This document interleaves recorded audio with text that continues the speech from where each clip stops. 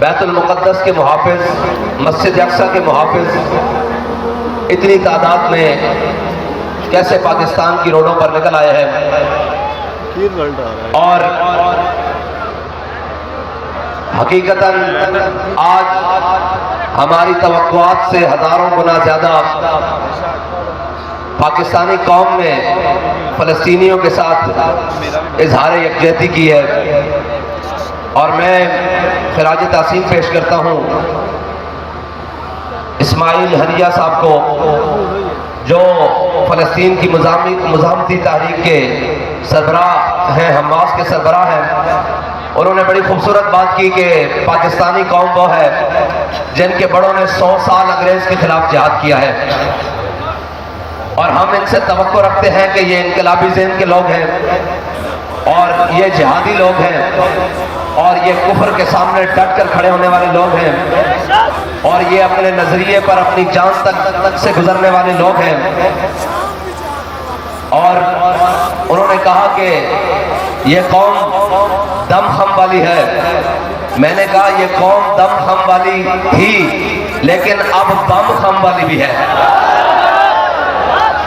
उसकी वजह यह है बज़ाहिरन हमारे हाथ बिल्कुल खाली है, लेकिन हमारे अंदर जज्बा, शौक़ शहादत और मंजिल पर जाने की तड़प जो हमारे काफ़िला सालारे इश्क़ व मस्ती अमीरुल मुजाहिदीन अल्लामा खादिम हुसैन रिज़वी नव्वरल्लाहु मरक़दहू ने पैदा कर दी है, आज ये उन्हीं का लगाया हुआ पौधा है जिसने इस गए गुजरे दौर में भी, जब पाकिस्तान के अंदर सिर्फ इतनी बातें हो रही हैं कि हम फ़लस्तीन के लिए क्या कर सकते हैं और हमें फ़लस्तीनियों के लिए क्या करना चाहिए, और पाकिस्तान की रियासती सतह पर अभी तक एक शिप जिसे बारी जहाज कहा जाता है वो भी, उसका भी इंतजाम नहीं किया गया जिसके जरिए फ़लस्तीनियों की इमदाद पहुंचाई जाए। और आलम कुफ्र खुश है कि हमने पाकिस्तानी कौम को कर्जों के नीचे दबा दिया,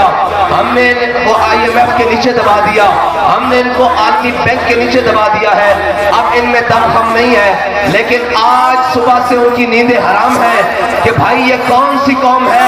हमने इनको कर्जों के नीचे डबोया, महंगाई के नीचे डबोया, लेकिन फिर भी बैतुल मुक़द्दस की हिफाजत के लिए आज लाखों की तादाद में इस्लामाबाद की सड़कों पर फिर मौजूद है और ये नारा लगा रहे हैं, लब्बैक लब्बैक लब्बैक या अक़सा, लब्बैक लब्बैक या अक़सा,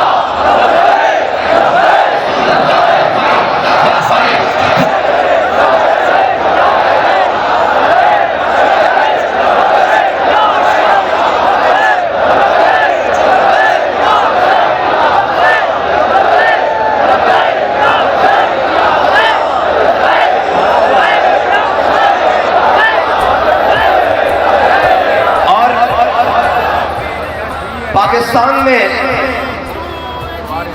इस वक्त जो रियासती सतह पर मुजरिमाना खामोशी इख्तियार की हुई है और 57 इस्लामी ममालिक की मुजरिमाना खामोशी, खुसूसन पाकिस्तान, हम ये पूछते हैं कि कौम कहती है फ़लस्तीन की मदद के लिए जाओ, उनकी जिस तरह भी मदद करनी है करो, आपने खामोशी क्यों इख्तियार की हुई है? अगर आपको मजबूरी है कर्जों की तो हमें बताएं, इंशाअल्लाह हम पाकिस्तान के रोडों पर खड़े हो जाएंगे कि अगर फ़लस्तीनी भाइयों की मदद चाहते हो, और 57 इस्लामी ममालिक को पुकारेंगे कि अगर तुम चाहते हो कि वाकई एटमी मुल्क फ़लस्तीनियों की मदद करे तो हमारा कर्जा उतारने के लिए शाम तक हमारी मदद करो।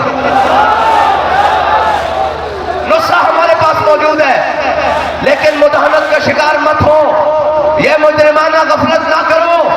तुम क्या समझते हो कि यहूदी सिर्फ फ़लस्तीन और बैतुल मुक़द्दस पर कब्जा करने का ख्वाब लिए बैठे हैं? हरगिज़ नहीं। उन सहूनियों की ये ख्वाहिश है, बल्कि उनका नजरिया है, बल्कि उनकी भरपूर कोशिश है कि वो पूरी दुनिया के इस्लामी ममालिक को मिटाकर वहां पर ग्रेटर इसराइल को इतना जन्म देंगे और ग्रेटर इसराइल बनाएंगे। तो सुन लो, जिनके दिमाग में ये खन्नास है वो ये सुन ले कि हमारे जीते जी ग्रेटर इसराइल दूर को जा, वो फ़लस्तीन पर भी कब्जा नहीं कर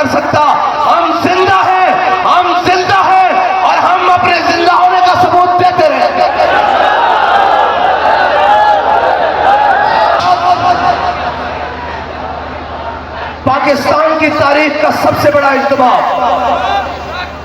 जो ये शारा दस्तूर इस्लामाबाद पर आया है, ये अपने तमाम रियासती जिम्मेदारान, हुकूमती जिम्मेदारान से कहता है कि अगर तुम्हारी कोई कर्जे वाली मजबूरी है तो बयान करो, हम तुम्हारा कर्जा उतारने में पूरी दुनिया के सामने जाएंगे, हम अरब इमारात के पास जाएंगे, हम दुनिया के हर मुस्लिम ममालिक के पास जाएंगे, हम तुर्की के पास जाएंगे कि आपके अंदर मदद करने की सलाहियत नहीं है, हम मकरूज हैं, कर्जा तुम हमारा उतारो, फलस्तीन की मदद को हम जाएंगे। अगर आपकी मजबूरी कोई वीटो जनाब पावर वाला मुल्क है, अगर आपकी मजबूरी अमेरिका है, अगर आप ये समझते हैं कि ये हमारे खुदा है, तो फिर इकबाल के बकौल सुन ले। इकबाल कहता है बुतों को तुझसे उम्मीदें, खुदा से नो उम्मीदी। इकबाल कहता है इन बुतों से तुझे डर है, खुदा से नो उम्मीदी। मुझे बता तो सही और काफरी क्या है। और मुनाफिकत मत इख्तियार करो और हमेशा बाहर इंटरनेशनल एडों पर पलने वाली कौमें कभी जिंदा नहीं बचती, और जनाब गैरों के दरवाजे पर ठोकरे खाने वाली कौमें कभी जिंदा नहीं बचती। आज तुम्हारे पास मौका है। यहां हाफिज का नारा लग रहा था और हमारे पाकिस्तान के अंदर भी एक बहुत बड़े ओहदे पर हाफिज साहब है। ये नारा उनके लिए भी लग सकता है, लेकिन शर्त यह है कि पहले मुहाफिज फलस्तीन बनना पड़ेगा, और इससे जोर से लग सकता है। और पाकिस्तान के हर गली कूचे में सिर्फ पाकिस्तान नहीं बल्कि पूरे आलम इस्लाम में लग सकता है, लेकिन शर्त यह है कि उसके लिए पहले फलस्तीन की हिफाजत के लिए अमली इक़दाम करने पड़ेंगे। और हमेशा गैरों को खुश करने के लिए खुद जहां के वो टाउट किस्म के लोग चर्चों की दीवारों को आग लगाकर उसका इल्जाम धरते हैं तहरीक लब्बैक के सर पर, और फिर वो मोमबत्ती माफिया।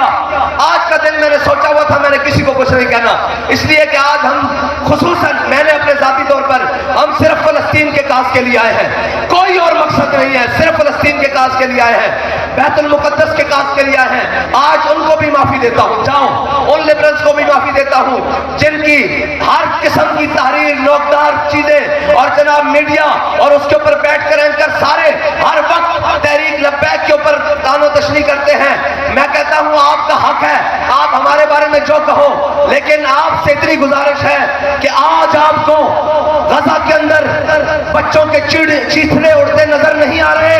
क्या आपको फलस्तीन के अंदर जनाब बेटियां लुटती नजर नहीं आ रही? क्या आपको बेघर होते हुए इंसान नजर नहीं आ रहे?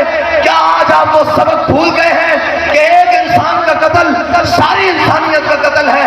आज वो सारे इंसान कहां हैं? भाई आज भी गौर कर लो, कुरान कह रहा है या अय्युहल्लज़ीना आमनू ला तत्तखिज़ुल यहूदा वन नसारा औलिया बादुहुम औलिया बाद। ऐ ईमान वालो, इन यहूदियों को अल्लाह ने शान देखे, कुरान ने पहले यहूदियों का नाम लिया है। इन यहूदियों को, इन नसरानियों को, इन ईसाइयों को अपना दोस्त हरगिज़ मत बनाओ, ये आपस में दोस्त हैं, तुम्हारे दुश्मन हैं। आज देखो दुश्मनी कहां तक चली आई।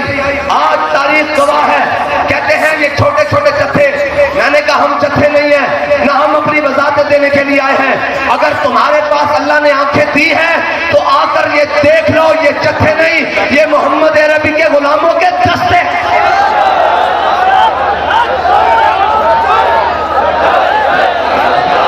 और कहते हो हमेशा कि जनाब ये शिद्दत पसंद है।